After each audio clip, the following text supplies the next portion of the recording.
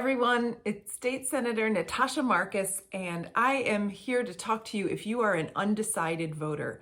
I know a lot of folks are going into this election cycle worried about inflation and the stress that the costs of groceries and gas are having on your family's budget. And I get it, and I understand that. And I know you're trying to figure out a way to translate that frustration into a vote at the ballot box that makes some sense, that might fix those forces that are at work on all of us. And I want to talk to you about why voting for Republicans this year in an attempt to somehow fix inflation is not the right reaction and not going to help.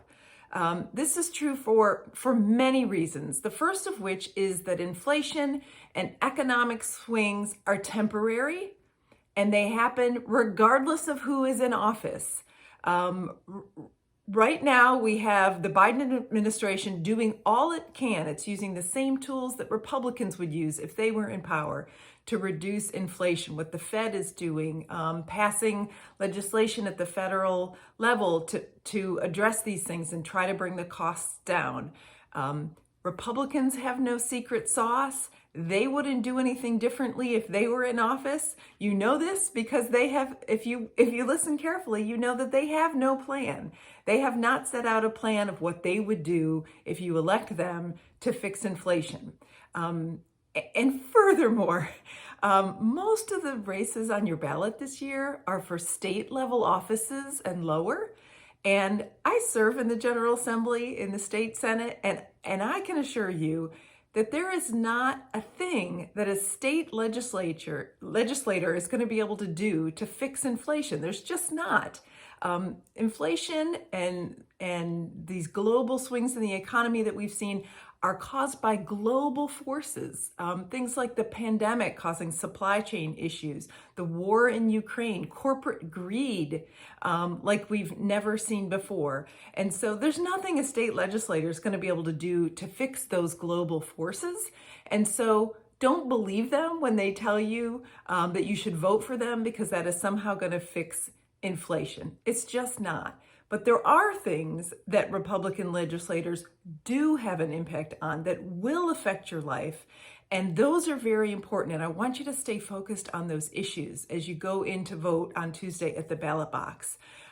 Republicans in our state here in North Carolina are focused like a laser on restricting reproductive freedom. They will likely ban or severely restrict our access to legal and safe abortion as well as birth control. That will not be a good thing for your family. If you don't think that the size of your family directly impacts your family's budget, then you must not have children. Republicans are also interested in allowing more people to have more guns with fewer safety restrictions. I think that's bad policy for North Carolina. We should be moving in the opposite direction. Republicans like to side with corporate polluters.